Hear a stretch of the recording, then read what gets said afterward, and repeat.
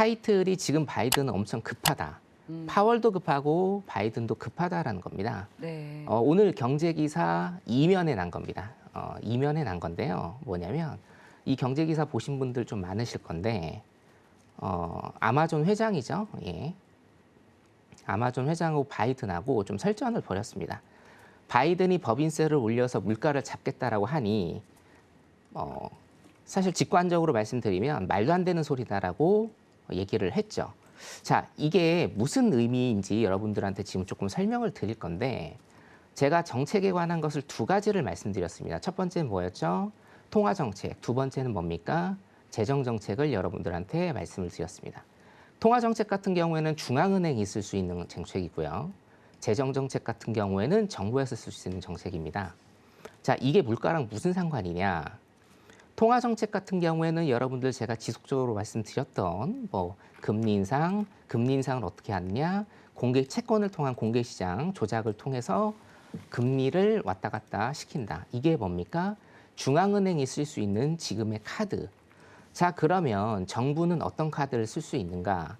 두 가지 카드를 일단 쓸 수가 있어요. 첫 번째, 국채 발행입니다.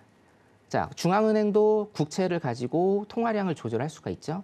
근데 중앙은행이 국채를 통해서 통화량 조절을 하는 것은 원래 나와 있던 기존의 시장에 깔려 있던 국채를 사고 팔면서 그렇게 조절을 하는 것이고, 자, 정부에서 국채로 조절을 하는 것은 정부에서 신규 발행을 하는 겁니다. 그걸로 일단은 재정 지출이나 이런 것들을 하게 되죠. 자, 두 번째로 정부에서 쓸 수 있는 재정 정책이 뭐냐면 조세입니다. 조세. 자, 이 조세에서 가장 핵심적인 부분이 개인 소득세와 법인세입니다, 여러분.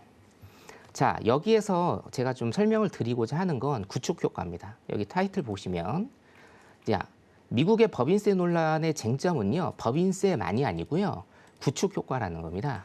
자, 구축의 뜻만 아시면 여러분들이 굉장히 쉽게 이해를 하실 수가 있는데, 구축은 내쫓는다라는 의미입니다. 내쫓는다. 그래서 굉장히 조금 부정적인 의미를 내포하고 있고 경제의 어떤 부작용을 지칭을 합니다. 자, 오늘 경제신문 이면에 나온 것을 제가 지금 해석을 해드리자면, 자, 바이든 대통령 같은 경우에는 지금 굉장히 좀 급해요. 왜냐?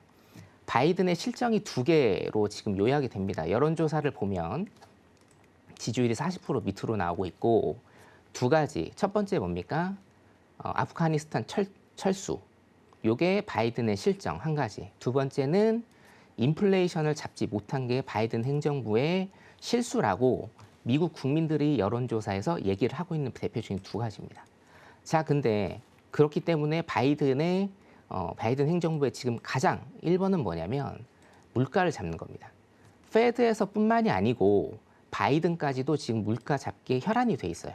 자, 그런데 그렇기 때문에 바이든 같은 경우에는 자, 법인세를 올리면 어떻게 되죠? 기업들의 고정 지출이 늘어나게 되죠. 세금을 더 많이 내야 되기 때문에 지출이 더 늘어납니다. 따라서 신규 투자나 기존의 투자 혹은 투자를 하려고 예상한 계획을 잡고 있었던 것들을 취소를 하게 되면서 시장에서 돈이 정부로, 은행으로 빨리는 이런 효과를 나타내게 됩니다. 자, 그래서 정부에서 쓸 수 있는 재정 정책 중에 대표적인 두 가지 중에 하나가 이제 조세 정책인데요. 자, 이 조세 정책은 사실은 지금은 그렇게 통용이 되지 않습니다. 이유는 뭐냐면 조세 저항이 굉장히 심합니다, 여러분.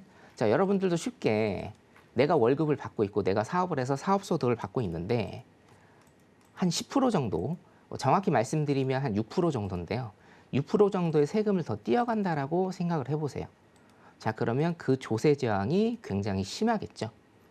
자, 그렇기 때문에 이 조세 정책으로 재정 정책을 쓰는 것은 요즘에는 흔치 않은 일이고 조세 저항이 굉장히 심하기 때문에 사실은 실패할 확률이 굉장히 높다라는 겁니다.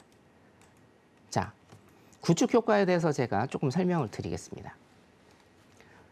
정부 지출을 늘려서 정부 지출을 늘면 어떻게 되죠? 그 돈이 어디로 갑니까? 시장에 공급이 되겠죠. 시장에 공급이 돼서 경제를 활성화시키려는 이런 정책인데, 자, 정부가 지출을 하려면 정부가 돈을 갖고 있어야 됩니다. 자, 그럼 정부가 돈이 필요해요. 국채를 발행합니다. 국채를 시장에 내놓습니다. 국채를 시장에 내놓으면 시장에 있는 돈이 어떻게 됩니까? 정부로 가는 효과가 나타납니다. 자, 그러면 시장에 있는 통화량이 줄어들게 되고 시장에 있는 통화량이 줄어드니까 대출이나 우대금리 같은 그 금리들이 상승을 하게 돼서 결론적으로는 정부가 시장에 돈을 뿌려서 정부가 지출을 일으켜서 시장에 돈을 뿌려서 경제를 활성화시키려는 이 정책이 결론적으로는 국민들의 삶 그리고 금리를 올려버리는 정반대 부작용을 나타내게 되거든요. 자, 그렇기 때문에 이 재정 정책 중에서 조세 정책은 거의 쓰지 않는다. 근데 지금 바이든이 굉장히 급해요. 물가를 잡으려고 뭐 계속 페드를 압박을 하겠죠. 근데 지금 물가가 안 잡히고 있습니다. 조금밖에 안 잡히고 있죠. 급격히 낮춰야 되는데 조금밖에 안 잡힌다. 그래서 바이든 행정부는 굉장히 급한 겁니다. 그래서 법인세라는 이런 카드를 지금 하나 던진 거라고 저는 보고 있고, 자, 파월도 급하고 바이든도 급하다. 이 얘기는 어떤 얘기냐? 자, 제가 항상 강조드렸다시피 물가를 잡으려면 경기 침체, 경기가 뭐 극단적으로 말씀드리면 경기를 일정 부분 박살내지 않고서는 물가가 잡히지 않는다라는 것은 굉장히 클래식한 명제라고 제가 생각을 하고요. 자, 그런 면에서 제가 해왕 마스터님의 의견은 굉장히 대부분 제가 이해를 하고 그리고 동의는 하지만 그 마지막은 조금 다를 것 같다. 경기 침체는 경기 침체는 올 수밖에 없고, 자, 나스닥을 기준으로 제가 좀 말씀을 드리면 나스닥 같은 경우에는 10월 초까지는 10,000포인트를 찍지 않겠느냐, 일단 이렇게 예상을 하고 있습니다. 미국 시장 여기까지 일단은 보겠습니다.